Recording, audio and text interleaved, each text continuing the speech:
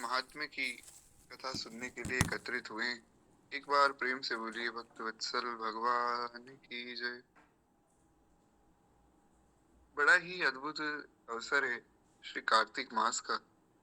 और भगवान की बड़ी मधुर मधुर कथाएं सब संत जन गाते हैं, सुनते हैं। और गोस्वामी जी ने भी वर्णन किया, हरि अनंत हरि कथा अनंता, कहीं सुनई बहुविधि सब संता। भगवान अनंत है, भगवान की सब कथाएं भी अनंत है। और बहुत से संत जन उन कथाओं को कहते सुनते रहते हैं। जो वक्ता है वही श्रोता भी है।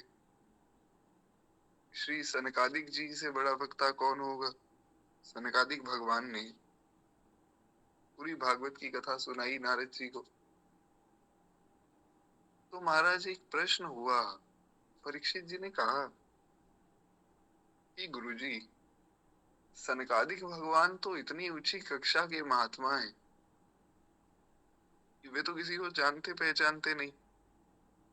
और नारद जी एक जगह कहीं बहुत देर तक रुकते नहीं, तो इनका मिलन कैसे हो गया? बोले एक बार सनकादिक भगवान ने देखा श्री नारद जी को। और देखकर, क्योंकि उनका संबंध जो है वो ब्रह्मा जी के मानस पुत्र हैं उस भाव से तो है ही, पर वे सब भगवान के नित्य भक्त हैं इस भाव से है। तो उस संबंध से वे सबको पहचानते हैं, केवल भक्ति के संबंध से। तो बोले कि नारद भैया, तुम तो भगवान के भक्त हो, तो तुम बड़े चिंतित प्रतीत होते हो। फिर नारद जी ने अपनी सब बात बताई। इस प्रकार से मैं वृंदावन गया था, वहां मैंने देखा कि भक्ति महारानी अपने दोनों पुत्रों के साथ, ज्ञान और वैराग्य के साथ, यमुना जी के तट पर बैठी हैं। और भक्ति महारानी तो जवान है महाराज, उनके पुत्र जो हैं वे वृद्ध हो गए। बहुत से उपाय भी हमने किए पर कोई बात बनी नहीं। तब फिर सनकादिक भगवान ने उन्हें भागवत की सब कथा सुनाई, कथा कही। तो कहने का आशय ये कि विविध संतों ने विविध प्रकार से भगवान की सब कथाओं को गाया है। और इसी प्रकार से कार्तिक महात्म्य में जो यहाँ भाव है, यहाँ भी छोटी छोटी कथाएं हैं जिनके माध्यम से हमें इस कार्तिक मास का आनंद लेना है। इसमें कुछ नियम है जिनका हमें पालन करना चाहिए। सो उसके लिए मैंने व्हाट्सएप पे रिकॉर्डिंग बना के पहले ही भेज दी, तो उसे आप वहां से सुन सकते हैं। हम लोग पद्म पुराण के अनुरूप कार्तिक महात्म्य को आरंभ करें। एक बार प्रेम से बोलिए भक्तवत्सल भगवान की जय। तो गुणवती को कार्तिक व्रत के पुण्य से भगवान की प्राप्ति कैसे हुई, ये आज का हमारा प्रसंग है। 29 दिन है, 29 दिनों की ही जो है कथा है। जो द्वादशी आती है कार्तिक मास में, द्वादशी के दिन कथा नहीं होती, कथा का विश्राम होता है। तो उस दिन हम लोग हमारी भक्तमाल की कथा सुन लेंगे, दोहावली जी सुन लेंगे। एक बार मुझे ये बताइए कि मेरी आवाज आप लोगों को क्लियर आ रही है नहीं?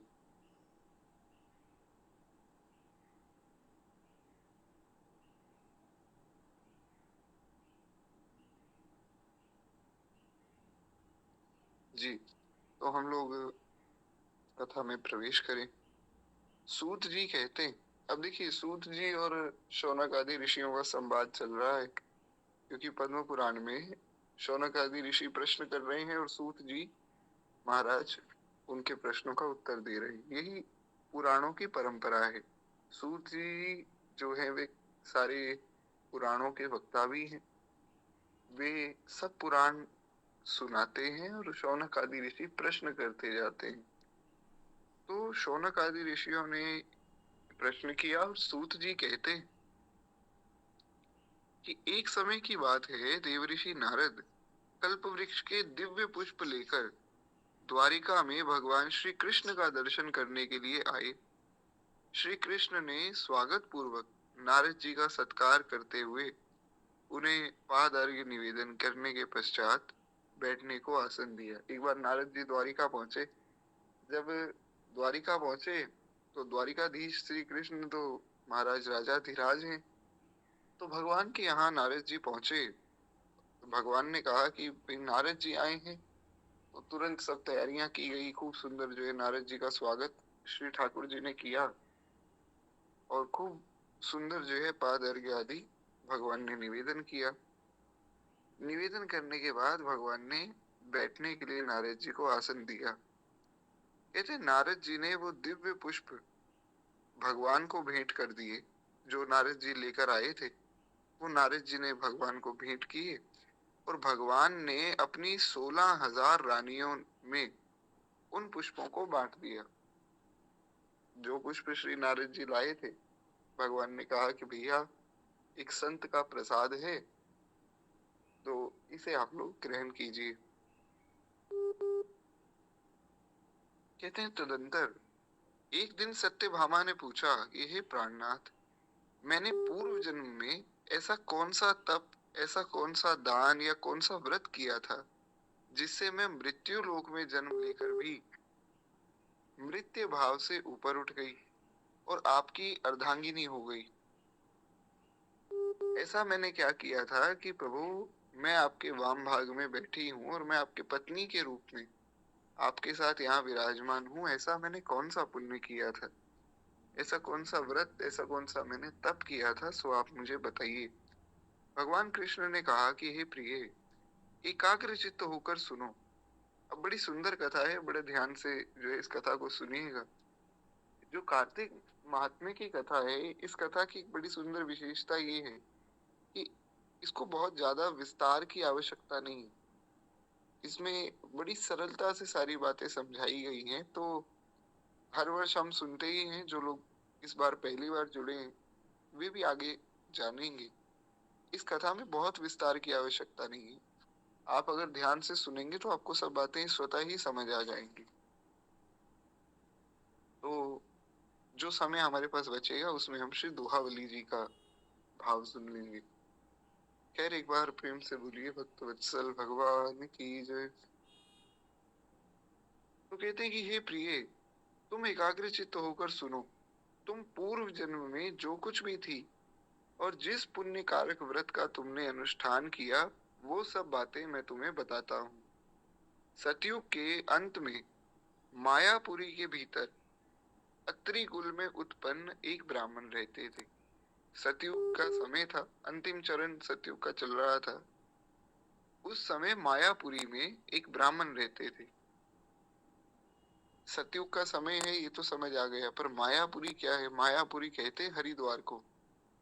तो कहते हैं सतयुग के अंतिम चरण में मायापुरी में अत्रि कुल में उत्पन्न एक ब्राह्मण रहते थे। एक ब्राह्मण के जो महर्षि अत्रि के कुल में जिनका जन्म हुआ। 7 ऋषि है ना, सप्त ऋषियों के किसी ना किसी कुल में सबका जन्म होता है,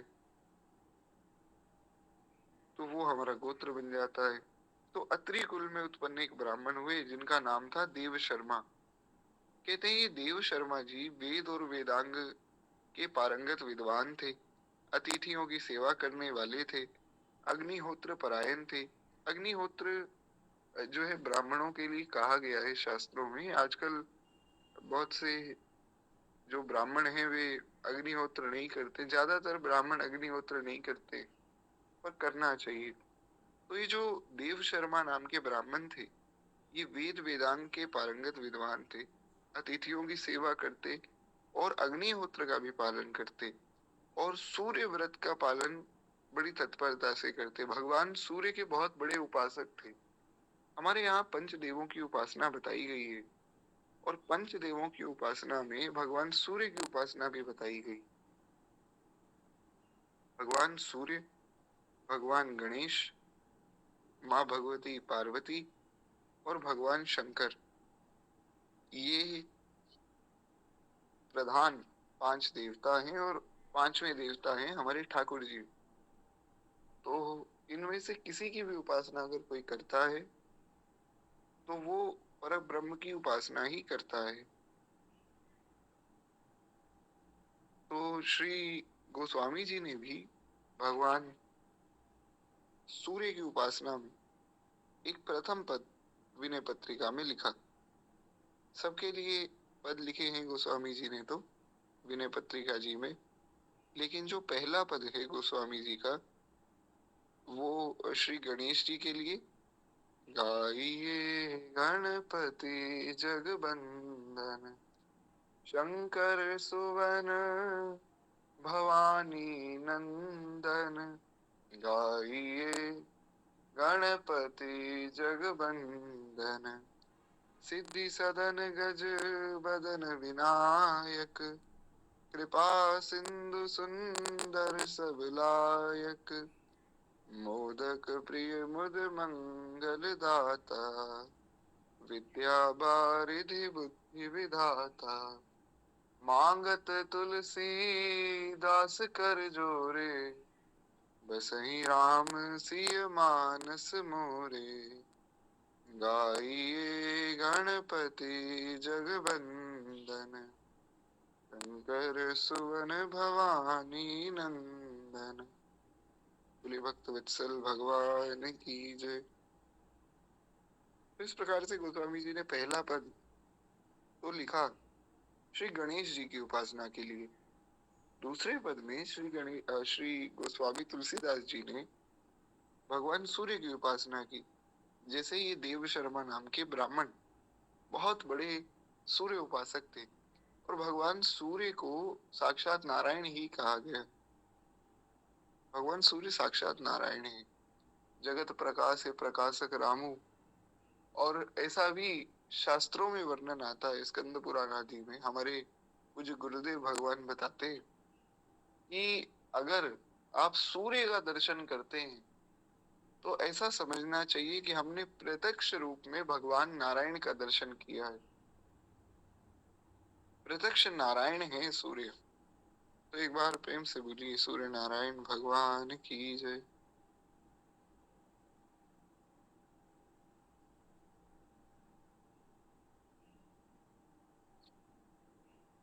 जी तो एक बार ये बताइए मेरी आवाज आप लोगों को आ रही है या नहीं?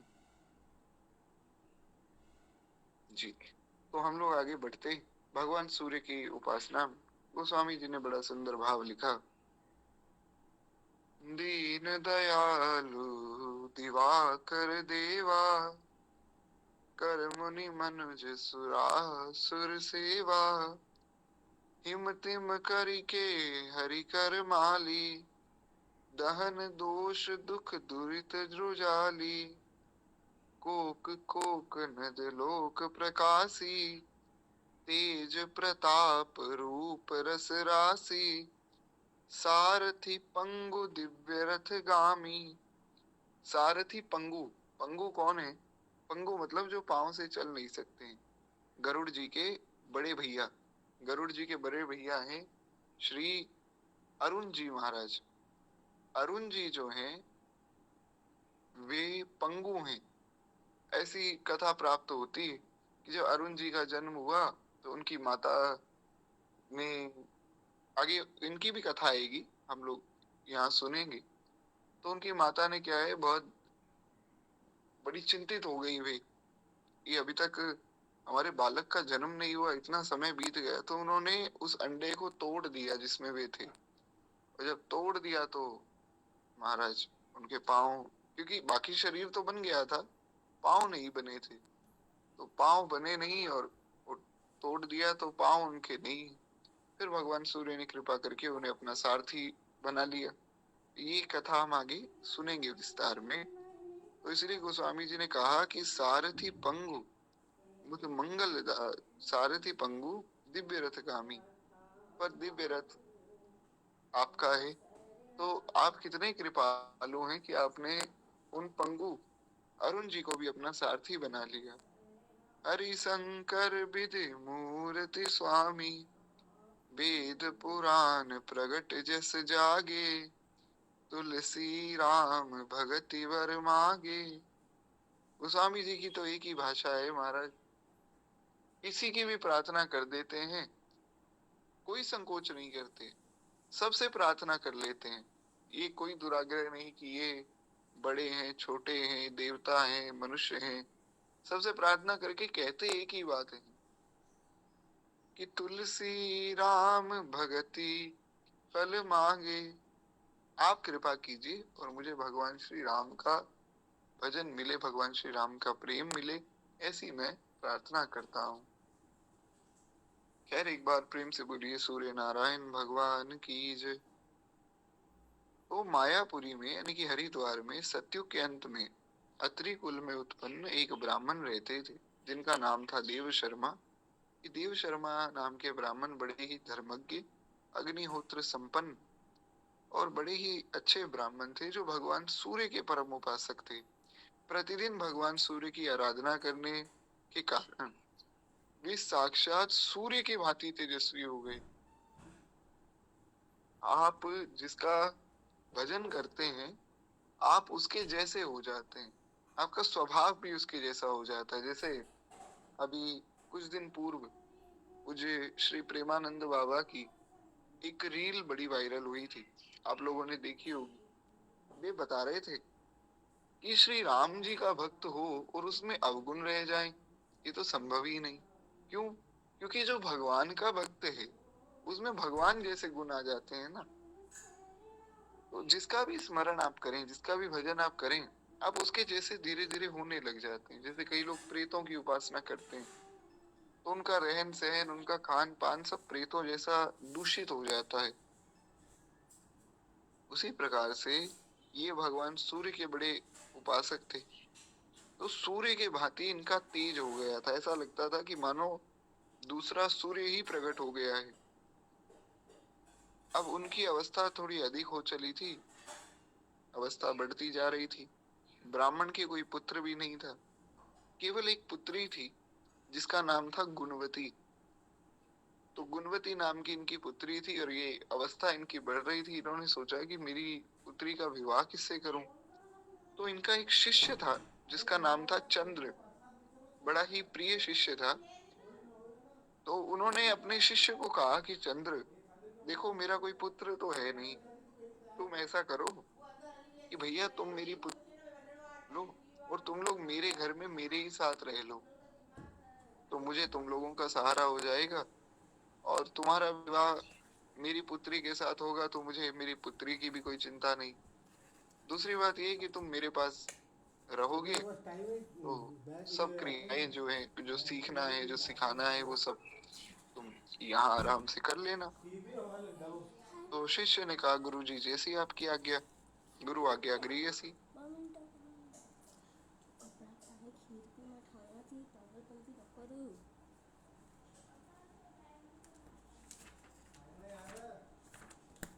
जी तो खैर एक बार प्रेम से बोलिए भक्त वत्सल भगवान की जय। तो चंद्र नाम के शिष्य को इन्होंने कहा कि तुम विवाह कर लो। शिष्य ने कहा गुरुजी आपकी जैसी आज्ञा हो तो हमें स्वीकार्य। विवाह हो गया, गुणवती और चंद्र जी का विवाह हो गया। कहते हैं कि ये जो इनके शिष्य थे चंद्र जी, ये जितेंद्रिय थे और अपने गुरुजी को पिता के समान ही मानते थे।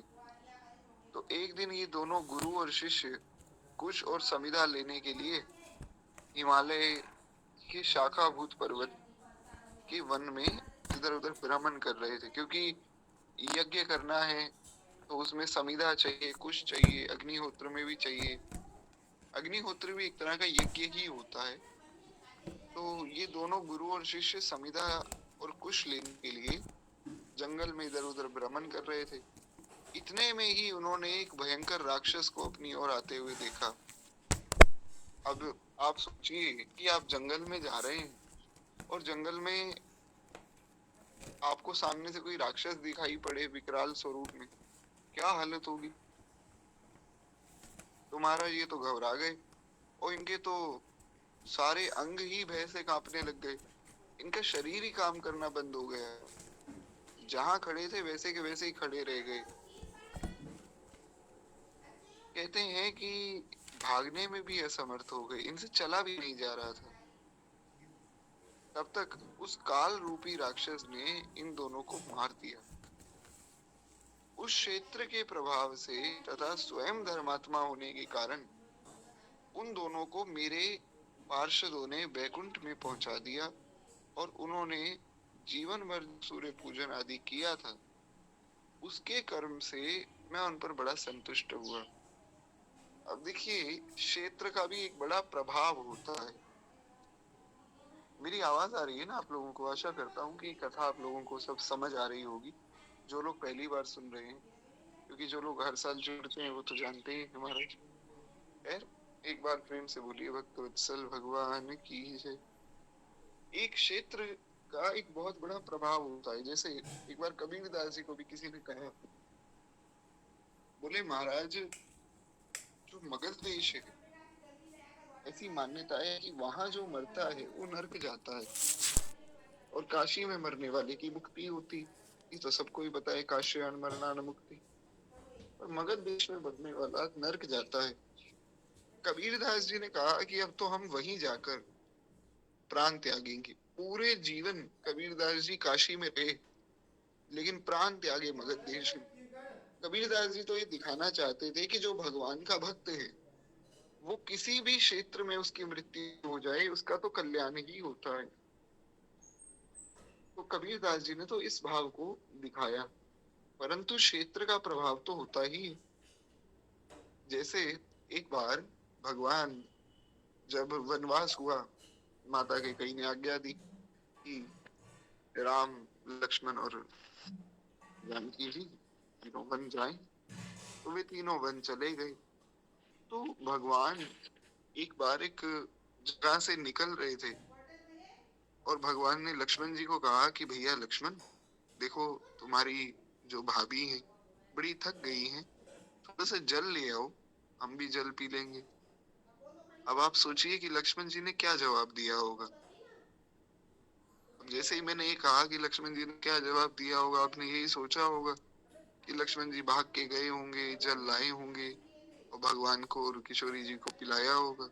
बड़ी सामान्य सी बात है, इसलिए तो बहुत विचार भी नहीं करना पड़ेगा आपको। लेकिन लक्ष्मण जी ने तो, महाराज लक्ष्मण जी तो क्रोधित हो गए। लक्ष्मण जी ने कहा कि अरे, कि अब मैं प्यासा नहीं हूँ क्या? मुझे प्यास नहीं लगती? इतने दिन हो गए आप लोगों की सेवा करते करते, कभी आप भी मेरी कोई सेवा कर दो महाराज। कभी आप भी कह दो कि लो भैया लक्ष्मण, मैं तुम्हारे लिए जल लाया हूँ। अरे मैं तुम्हारा नौकर थोड़ी हूँ, तो जब मन आया तुम आज्ञा कर देते हो, ये ले आओ वो ले आओ, जाओ मैं नहीं लाता। अब सोचिए, लक्ष्मण जी महाराज जो भगवान के परम सेवक हैं, जो यहाँ तक श्री वाल्मीकि महर्षि ने वाल्मीकि रामायण में तो यहाँ तक लिख दिया कि लक्ष्मणो लक्ष्मी संपन्नो बहि प्राण वापर। कौन है लक्ष्मण?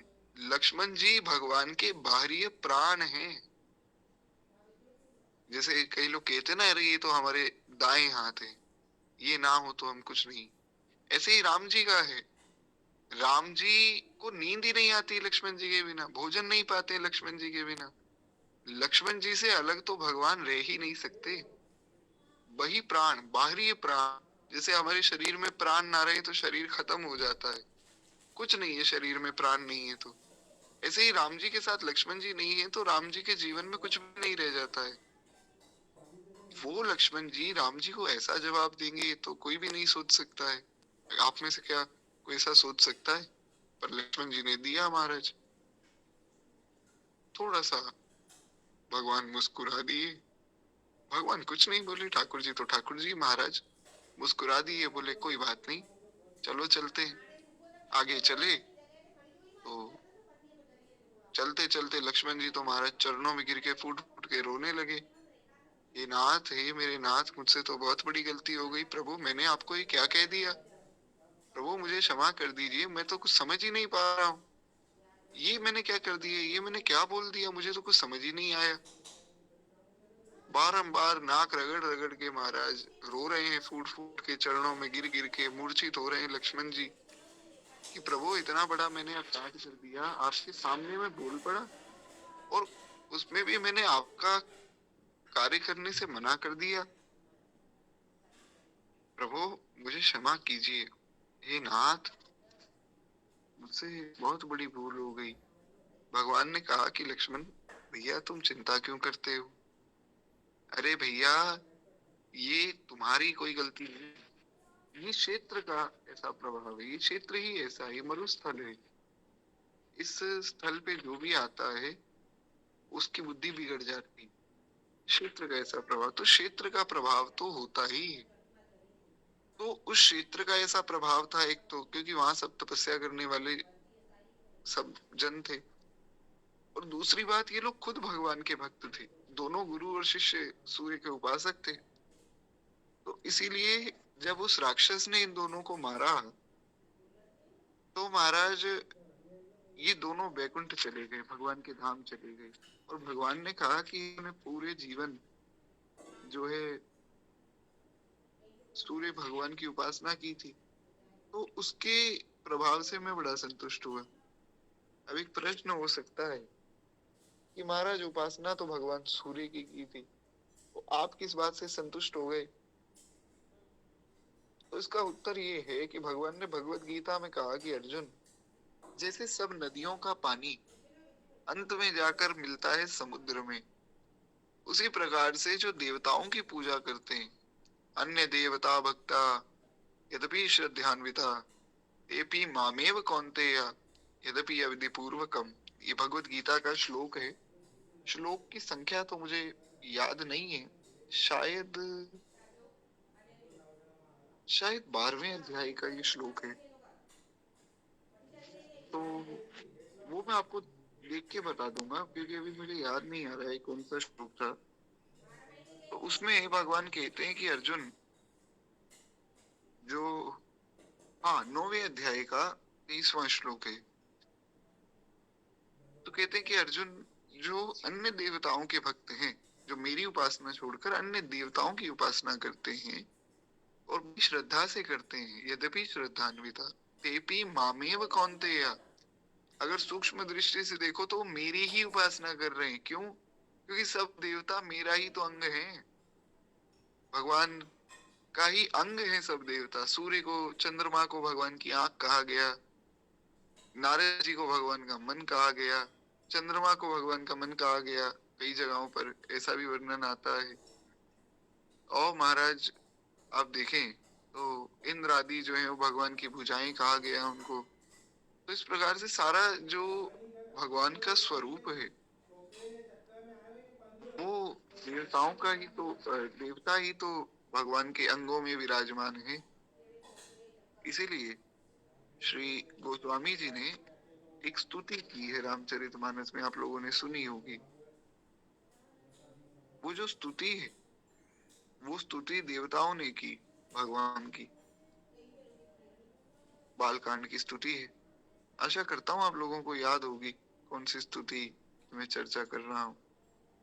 जय जय सुरनायक जन सुखदायक प्रणत पाल भगवंता,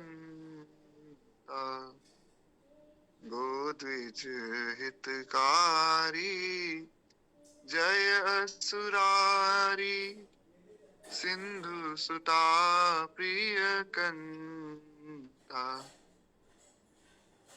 तो ये जो स्तुति है, देवताओं ने ये स्तुति भगवान की। अब देवताओं ने जब ये स्तुति की तो महाराज ये छंद गोस्वामी जी ने लिखा। इस छंद से पहले श्री गोस्वामी जी ने लिखा कि भगवान को बुलाने के लिए सब देवता अपने निज धाम में पहुंचे।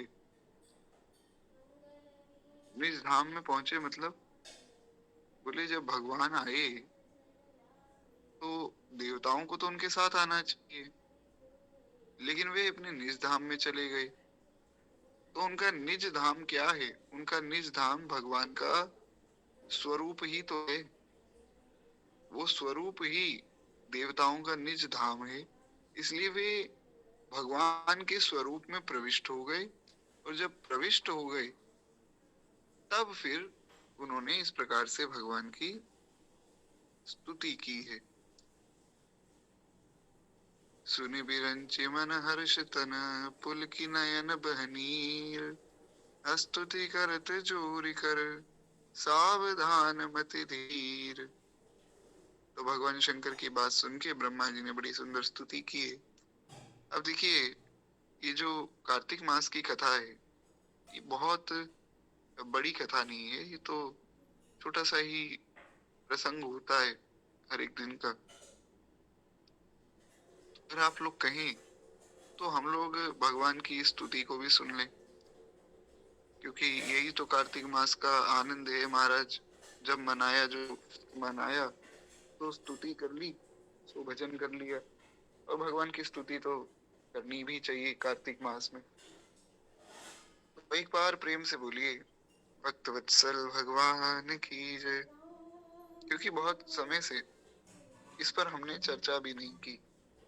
गोस्वामी जी लिखते हैं, जय जय सुरनायक जन सुखदायक, प्रणत पाल भगवंता, गोद्विज हितकारी, जय सुरारी, सिंधु सुता प्रिय कंता,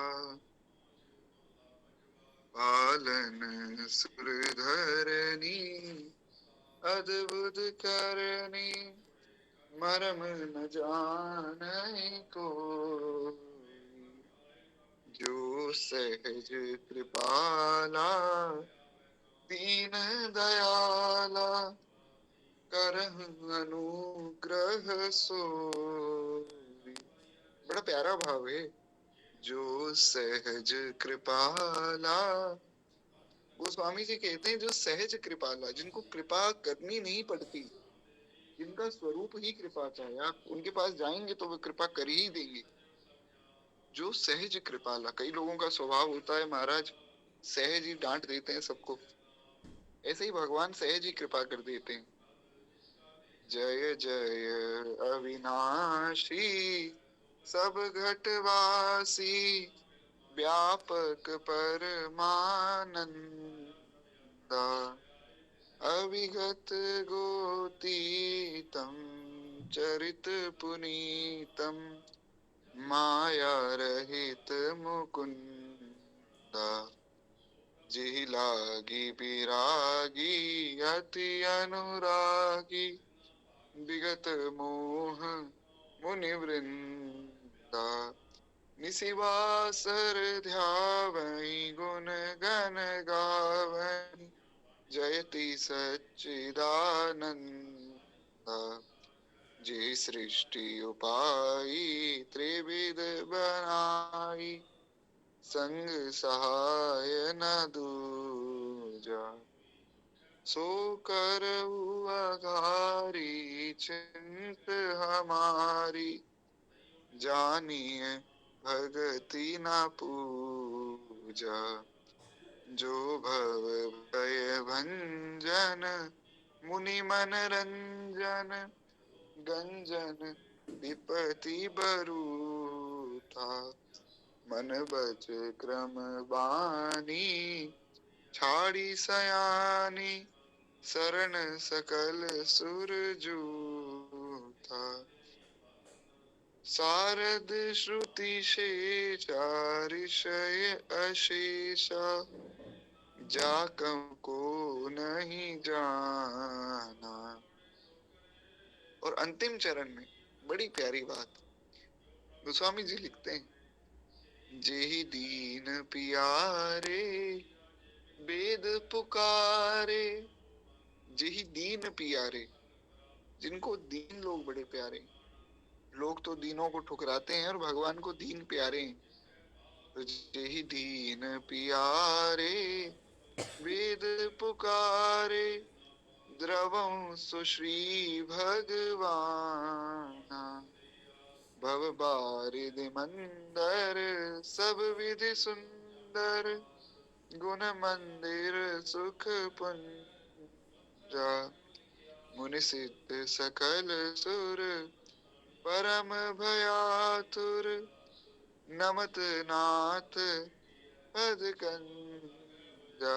जय जय सुरनायक, जन सुखदायक, प्रणत पाल भगवंता। जिनी सबे सुरभि सुने, बचन समेत स्नेह, गगन गिरा गंभीर भई, हरनि शोक संदेह। बोली भक्त वत्सल भगवान की जय। तो बड़ी प्यारी स्तुति है। जय जय सुर नायक, जन सुखदायक, प्रणत पाल भगवंता। तो खैर इस प्रकार से भगवान कहते हैं कि जो अन्य देवताओं का भजन भी करते हैं वो घूम फिर कर मेरा ही भजन कर रहे हैं, परंतु तेपी मामेव कौन्तेया, यद्यपि अविधि पूर्वक, वो अविधि से मेरा पूजन कर रहे हैं। या तो सीधा मेरा पूजन करो तो विधि पूर्वक होगा, पर अगर किसी देवता के माध्यम से कर रहे हो तो उसमें थोड़ी सी कचाई है। पर सूर्य तो साक्षात नारायण है। तो एक तो क्षेत्र का प्रभाव ऐसा था, और दूसरा ये दोनों गुरु और शिष्य देव शर्मा जी और चंद्र जी दोनों भगवान सूर्य के उपासक थे। इस प्रभाव से ये वैकुंठ भी चले गए और भगवान जो है इन पर बड़े संतुष्ट हो गए। कहते हैं सूर्य, देखिए अब जो जो बातें मैं कह रहा हूँ ना, इसलिए मैं बहुत ज्यादा अपने मन से इस कथा में कुछ भी नहीं कहूंगा। जो जो यहाँ लिखा है बस उसको ही बांच दूंगा, और अन्य जो भाव हैं वो मैं जब कहूंगा तो आपको बता ही दूंगा। तो इसमें बहुत से ऐसे संशय हैं जिनका निवारण हुआ पद्म पुराण में। जैसे एक संशय था कि भगवान शिव पर तुलसी दल चढ़ा सकते हैं या नहीं। पद्म पुराण में वर्णन आया कि खूब चढ़ाओ भैया, तुलसी दल से खूब शंकर जी का अभिषेक करो, और अगर बहुत कोई आपके मन में अन्यथा भाव हुए तो पहले भगवान को निवेदित कर दो, शालिग्राम जी को, फिर चढ़ा दो शंकर जी पे। अब जैसे यहाँ पर पंचदेवों की उपासना का भी वर्णन आया पद्म पुराण में। तो ये पद्म पुराण में व्यास जी ने जो लिखा है मैं आपको वो बता रहा हूँ, अपने मन से कुछ नहीं कह रहा हूँ। क्योंकि बहुत से ऐसे लोग हैं जो कहते हैं अरे भगवान को छोड़कर और किसी की उपासना करोगे तो कुछ नहीं मिलेगा। ऐसा नहीं होता है। 5 देवों की उपासना प्रधान है। सूर्य, शिव, गणेश, विष्णु तथा शक्ति के उपासक भी मुझे ही प्राप्त करते हैं। हे सत्यभामा, जैसे वर्षा का जल सब ओर से समुद्र में ही जाता है, उसी प्रकार से पांचों के उपासक मेरे ही पास आते हैं। मैं एक ही हूँ, तथापि मैं लीला के लिए अलग अलग नाम, अलग अलग रूप धारण कर लेता हूँ, और मैं ही इन पांचों के रूप में प्रकट होता हूँ। ये बात भगवान कह रहे हैं सत्यभामा जी से। मैं ही सूर्य हूँ, मैं ही शिव हूँ, मैं ही गणेश हूँ, मैं ही शक्ति हूँ, और विष्णु तो मैं हूँ ही। तो मैं ही इन पांचों के रूप में आता हूँ। एक बार प्रेम से बोलिए भक्त वत्सल भगवान की जय। कहते हैं ठीक उसी तरह जैसे कोई देवदत्त नाम का एक व्यक्ति है, वो किसी का पुत्र भी है, किसी का पिता भी है, किसी का भाई भी है, किसी का बंधु भी है। तो अलग अलग नामों से पुकारा जाता है, लेकिन व्यक्ति तो एक ही है। ऐसी व्यक्ति मैं भी एक हूँ, अलग अलग रूप धारण करता हूँ। तदंतर अब हुआ क्या कि देव शर्मा और चंद्र को तो राक्षस खा गया। तदंतर गुणवती ने जब राक्षस के हाथ से उन दोनों के मर जाने का हाल सुना, तब वो पिता और पति के वियोग में बड़े करुण स्वर से विलाप करने लगी, बड़ी दुखी हो गई कि हा नाथ, हा तात। एक तो पहले पति का नाम लिया, फिर पिता का नाम लिया कि हा नाथ, हा तात, आप दोनों मुझे अकेली छोड़कर कहाँ चले गए। अब मैं अनाथ बालिका आपके बिना क्या करूंगी, कैसे रहूंगी, कैसे अपने जीवन का निर्वाह करूंगी। अब कौन जो है घर में बैठी हुई मुझे कुशलहीन दुखिनी स्त्री भोजन और वस्त्र देगा, कौन मेरा पालन पोषण करेगा। क्योंकि हमारे यहाँ तो परंपरा ही ऐसी रही है ना कि पहले जब एक कन्या बालिका होती है तो पिता पालन पोषण करते हैं, फिर जब वे बड़ी हो जाती हैं तो पति जो है उनका पालन करते हैं, फिर जब वे वृद्ध हो जाती हैं तो बड़े पुत्र का ही कर्तव्य है कि माँ का पालन करें। लेकिन अब इनके तो पिता और पति दोनों ही चले गए, पुत्र कोई है नहीं। वो बड़ी दुखित हो गई, रोने लगी, विलाप करने लगी। इस प्रकार से बारंबार करुणाजनक विलाप करने पर वो बहुत देर बाद चुप हो गई। कितना रोए आदमी। तो आशा करता हूँ मेरी आवाज जो है क्लियर आ रही होगी। आवाज में कुछ दिक्कत आए तो आप लोग बता दीजिएगा, और कथा भी आप लोगों को समझ आ रही होगी, ऐसी मैं आशा करता हूँ। बाकी सब कथाएं तो हम नित्य सुनते हैं, पर कार्तिक मास की कथा में एक अलग ही आनंद होता है। तो इस प्रकार से गुणवती जो है थोड़ी देर बाद चुप हुई, रोती रही। फिर गुणवती शुभ कर्म करने वाली थी। उसने घर का सारा सामान बेचकर अपनी शक्ति के अनुरूप अपने पिता और पति का पारलौकिक कर्म किया। सारा सामान बेचकर अपने लिए भोजन की व्यवस्था नहीं की कि चलो ये दोनों तो मर गए, अब मैं किसके आश्रित रहूंगी, मैं भोजन की व्यवस्था कर लूं, ऐसा नहीं किया। सारा सामान बेचकर पहले उन दोनों का अंतिम संस्कार किया, क्योंकि हमारे यहाँ बहुत विशेष महत्व बताया गया अंतिम संस्कार आदि कर्मों का। करना ही चाहिए। आज के लोग जो है श्राद्ध को, अंतिम संस्कार आदि को बहुत विशेष रूप से आदर नहीं देते हैं, गलत बात है। कई तो महाराज ऐसे मैंने वैष्णव भी देखे, बोले कि हम तो जी वैष्णव हैं। तो वैष्णव हो तो भैया क्या हुआ? बोले वैष्णव हैं तो बात ऐसी है कि हमारे लिए ये श्राद्ध आदि कर्म नहीं है, हम किसका श्राद्ध करें? हमारे तो पिताजी भी वैष्णव थे। तो पिताजी वैष्णव थे तो इसका ये आशय तो है नहीं कि आप श्राद्ध नहीं करेंगे। बोले एक तर्क दिया गया कि श्राद्ध जिसका करते हैं उसमें ब्राह्मण को भोजन पवाते हैं। बोले हाँ पवाते हैं। तो बोले ब्राह्मण को भोजन पवाते हैं, क्यों पवाते हैं? बोले इसलिए पवाते हैं कि जिनका श्राद्ध कर रहे हैं उनको वो भोजन परलोक में मिल जाए। तो बोले महाराज जो वैष्णव है वो तो भगवान के धाम चला गया, और धाम में तो बड़ी उत्तम व्यवस्था भगवान ने कर रखी, उनको ये भोजन कहाँ से मिलेगा? बोले फिर भी श्राद्ध करो, शास्त्र की आज्ञा है कि वैष्णव का भी श्राद्ध करो। उसको भोजन नहीं मिलेगा वो ठीक है, पर जो उनके आश्रित जन हैं उनको, उन तक वो भोजन पहुंच जाएगा। तो श्राद्ध तो करना ही करना है। इसलिए ये गुणवती जी बड़ी सुशीला थी। इन्होंने अपने पिता का और पति का पारलौकिक कर्म किया, जैसे तैसे जो सामान बेचकर पैसे आए। तत्पश्चात वह उसी नगर में निवास करने लगी। शांत भाव से सत्य, शौच आदि का पालन करने लगी और तत्पर होकर भगवान विष्णु के भजन में इन्होंने समय बिताया।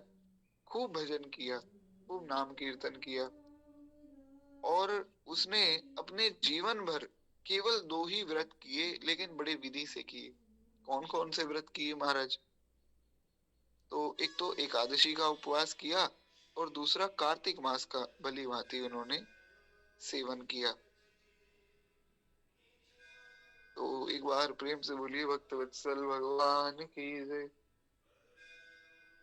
अब देखिए, संभव हो तो जो लोग कुछ अन्य काम नहीं कर रहे, केवल कथा ही सुन रहे हैं यहाँ विराजमान होकर, क्योंकि कई माताओं का ये सुबह का समय बड़ा आवश्यक है, उनको बाकी काम भी करने हैं तो वे कथा भी सुनते रहते हैं, उनका तो कोई बात नहीं। लेकिन जिनके पास संभव हो तो महाराज यहाँ भगवान की जयकार साथ के साथ करते रहिए, लिखते रहिए। क्या है कि बाकी जो कथा है वो तो हमारी लगभग 3-4 साल से आदत है कि यहाँ गुरु कृपा से दास कहता जा रहा है, अब सुनते जा रहे हैं। बीच में जयकार हो गई तो पता लग गया, आवाज आ रही। कार्तिक मास में अब पहली बार ऐसा हुआ है कि मैं बैठा हूँ और मेरे सामने कोई प्रत्यक्ष रूप से नहीं बैठा है, अव्यक्त रूप से तो भगवान जाने कौन कौन बड़े बड़े महात्मा बैठे हों। श्री हनुमान जी महाराज कथा सुन रहे हो, सनकादिक जी, नारद जी सुन रहे हो, सबको प्रणाम है। आप लोग भी सुन रहे हैं। पर क्या है कि कार्तिक मास की कथा में प्रत्यक्ष रूप से सब माताएं वहां बैठी रहती हैं। तो अब मुझे ऐसा लग रहा है कुछ खाली है, कुछ कुछ कमी है। तो इसलिए मैं बारंबार कहता जा रहा हूँ कि बोलिए भक्तवत्सल भगवान की जय। तो कोई बात नहीं, जब घर जाएंगे तो वहां प्रत्यक्ष रूप से भी कथा होगी। कभी ठाकुर जी कृपा करें हम लोग भी प्रत्यक्ष रूप से बैठे आमने सामने कथा हो। तो अगर संभव नहीं हो तो कोई बात नहीं, आप लोग प्रेम से सुने वो बड़ी बात है। हो सके तो अपना कोई कैमरा आदि भी खोल के बैठ सके तो भी अच्छा है। जी बिल्कुल बिल्कुल, आप अगर भगवान के लिए प्रसाद बनाते हुए भी कथा सुन रहे हैं तो भी कोई दिक्कत नहीं है। ये तो बहुत अच्छी बात है। प्रसाद बनाते हुए तो जो एक कथा सुननी ही चाहिए। उससे क्या है कि मन के अंदर शुद्ध विचार आते हैं, तो बड़े उत्तम भाव से भगवान के लिए भोग तैयार होता है और भगवान उसको बड़ी जल्दी ग्रहण करते हैं। खैर, हम लोग आगे बढ़े, एक बार प्रेम से बोलिए भक्तवत्सल भगवान की जय। और ये बात केवल आज के लिए नहीं, ये बात जब तक कार्तिक मास है तब के लिए, तब तक के लिए है। सबको नित्य जुड़ना है और जुड़ना ही जुड़ना है। और साथ ही साथ भगवान की जयकार अवश्य करनी है, खूब नाम जप नाम कीर्तन करना है। तो कहते हैं कि महाराज इस प्रकार से इन्होंने दो व्रत जीवन भर किए। एक तो एकादशी का व्रत करते थे बड़ी विधि से, और एकादशी का व्रत आज भी बड़ी विधि से करने वाले लोग हैं। विधि क्या है एकादशी के व्रत में? तो संभव हो तो निर्जल ही करना चाहिए, लेकिन अगर बहुत निर्जल नहीं रह सकते हैं तो दूध आदि या फल आदि ले सकते हैं।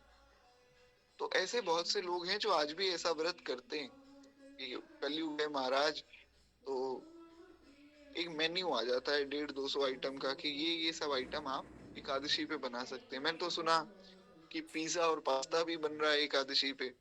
तो फिर क्या मतलब रह गया व्रत का? व्रत का मतलब है कि आप भोजन से ध्यान हटावें और भजन में खूब मन लगावे, खूब जो है भगवान का भजन करें, कीर्तन करें, कथा सुने, सत्संग करें। दास के शरीर की जो नानी जी हैं, उनको मैंने देखा है कि लगभग उनकी आयु 80 वर्ष की हो गई, और वो बचपन से एकादशी का व्रत करते हैं। और एकादशी का व्रत आज भी, हालांकि बड़ी वृद्ध हैं वे और बीमार भी रहते हैं, पर आज भी उनका ये नियम है कि पूरे दिन में सिर्फ एक बार वे आलू का हलवा बनाते हैं मीठा, भगवान को भोग लगाते हैं। पूरे दिन में एक बार थोड़ा सा वो हलवा पा लेते हैं बस, और कुछ भी नहीं पाते हैं पूरे दिन में। व्रत का उनका बड़ा पक्का नियम है। तो ऐसे बहुत से लोग हैं, बड़े वैष्णव जन हैं, जो जो निर्जल ही व्रत कर लेते हैं हर एकादशी, या जो केवल जल पे ही व्रत कर लेते हैं। तो इसी प्रकार से ये जो गुणवती थी, ये भी एकादशी का बड़े विधि से व्रत करती और कार्तिक मास का व्रत करती। दूसरा व्रत कार्तिक मास का, पूरे महीने कार्तिक के नियमों का ही पालन करती थी। कहते हैं भगवान ने कहा कि हे सत्यभामा, हे प्रिय, ये दोनों व्रत मुझे बहुत ही प्रिय हैं। अब भगवान की वाणी है, भगवान कहते हैं कि ये पुण्य उत्पन्न करने वाले हैं। अच्छा, एक प्रश्न हो सकता है, एक बड़ी अंदर की बात आप लोगों को बताता हूँ। देखिए, थोड़ा सावधानी से सुनिएगा, बड़ी अंदर की बात है। अब आप लोग बड़ी सावधानी से कथा सुनते हैं, इसलिए भगवान प्रेरणा करके ऐसी अच्छी अच्छी बातें भी बता देते हैं। एक तरफ आपने सुना होगा कि महाराज हम तो वैष्णव हैं, हमें पुण्य और पाप से ऊपर उठना है, पुण्य और पाप की हमें आवश्यकता ही नहीं है। और दूसरी तरफ आप हर कथा में सुनते होंगे कि इस कथा को सुनने का ये पुण्य है, इस व्रत को करने का ये पुण्य है। तो क्या कभी आप लोगों के मन में ऐसा कोई प्रश्न हुआ कि पुण्य की तो जरूरत ही नहीं है, फिर ऐसा क्यों लिखा जाता है, या हम पुण्य अर्जित ही क्यों करें? हो सकता है ऐसा प्रश्न आया हो, नहीं भी आया होगा तो भी इस बात को समझिए कि वैष्णवों को पाप और पुण्य दोनों से ऊपर उठना है ताकि भगवान का विशुद्ध प्रेम प्राप्त हो।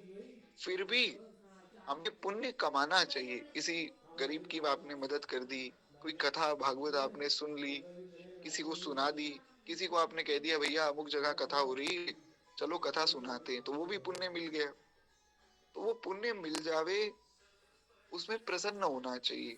क्यों? क्योंकि जब पुण्य बढ़ता है ना व्यक्ति का, तो उसके अंदर सतोगुण स्वतः ही बढ़ जाता है, तो उसका मन धीरे धीरे शुद्ध होने लग जाता है। जिसमें पुण्य की शक्ति नहीं होती ना, उसका मन ही नहीं लगेगा कथा सुनने में।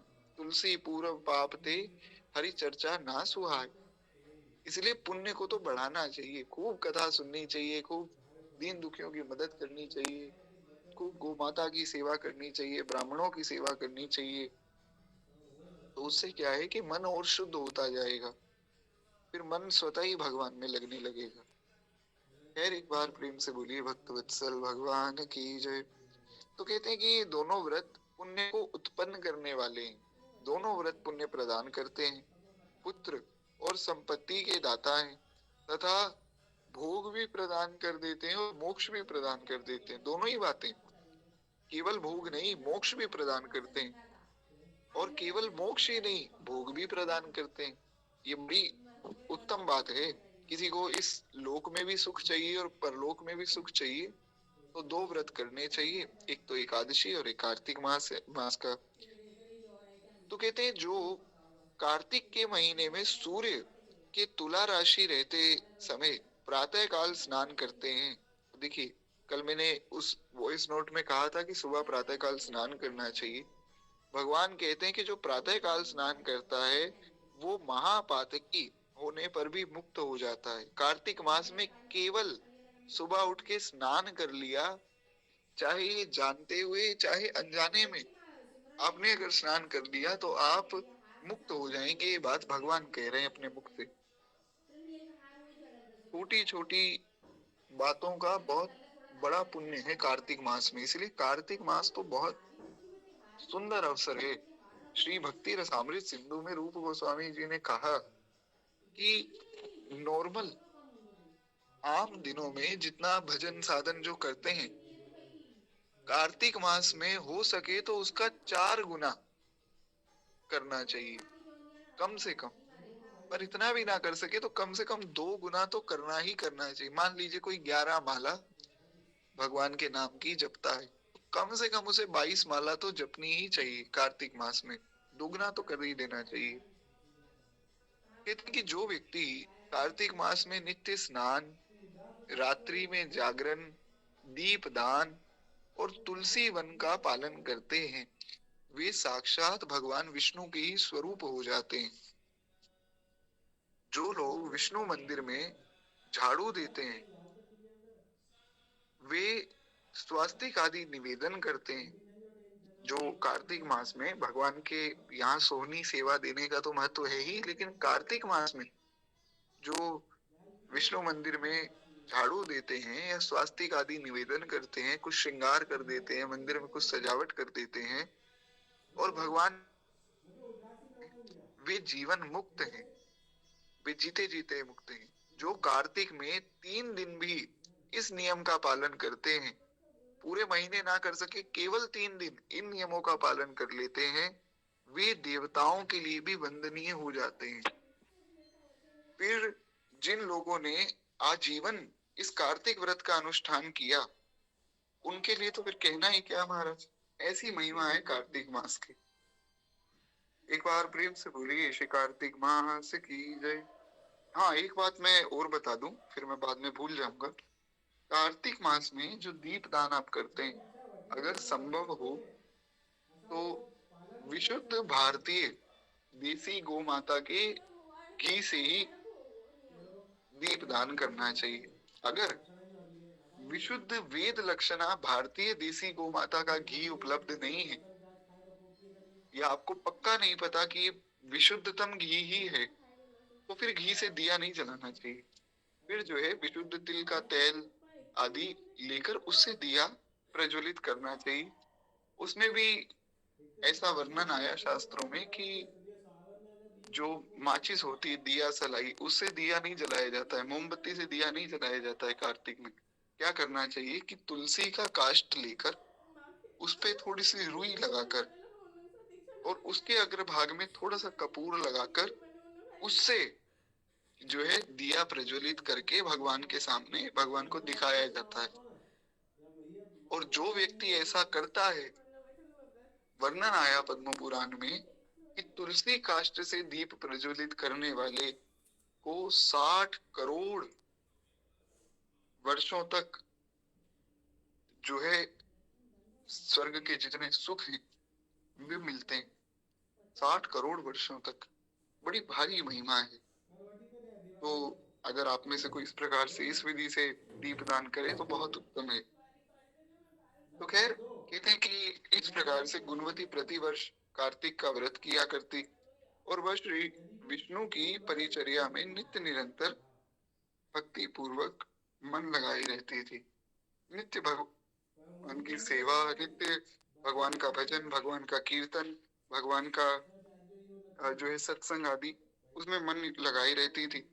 एक समय जब उनका शरीर बड़ा जीर्ण हो गया, उसके सारे अंग दुर्बल हो गए और वह स्वयं ज्वर से पीड़ित हो गई, बहुत बुखार हो गया। किसी तरह धीरे धीरे चल के गंगा जी के तट पे पहुंची, स्नान करने लगी।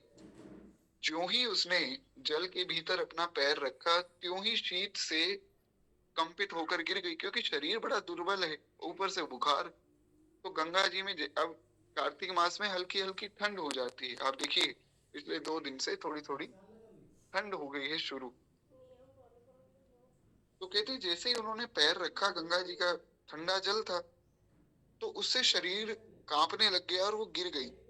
उसकी घबराहट की दशा में उसने देखा कि आकाश से एक विमान उतरा, जो शंख चक्र गदा और पद्म धारण करने वाले विष्णु भगवान के जो पार्षद थे, भगवान के स्वरूप में भगवान के जो पार्षद थे, वे आए उस विमान में सुशोभित होकर, और उसमें गरुड़ चिन्ह से अंकित ध्वजा फहर रही थी। जो वो भगवान का विमान है, गरुड़ चिन्ह से अंकित उसमें ध्वजा है, और विमान पे भी शंख चक्र गदा पद्म है।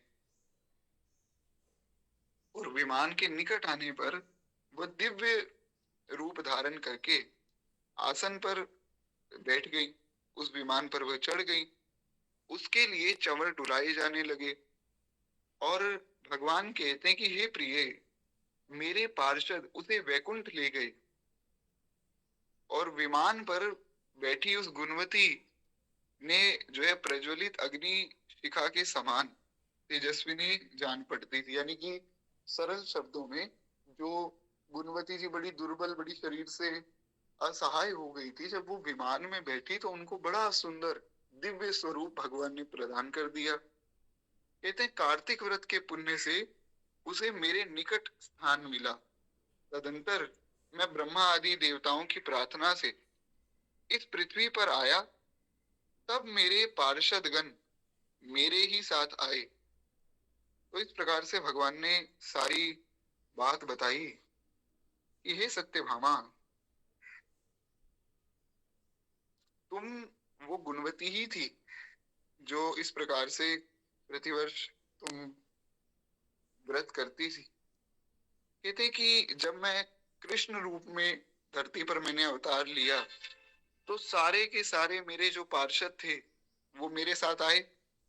कैसे आए? यदुवंश में भगवान के यदुवंशी कुल के जो है रिश्तेदार, नातेदार बन के आए। तो ये मेरे समान गुणों में शोभा पाने वाले थे। मैंने आपको बताया था कि जो भगवान के धाम जाता है उसको भगवान का ही स्वरूप मिलता है। तो कहते हैं कि उसमें गुण भी भगवान के जैसे ही होते हैं। हमने कल चर्चा की थी, क्योंकि जीव जो है भगवान का ही तो अंश है, तो भगवान जैसे गुण भी जीव में होते हैं। तो भगवान ने कहा कि ये सब मेरे ही समान गुण वाले और शोभा पाने वाले थे, और सब मेरे प्रियतम थे, मैं सबको प्रेम करता हूँ।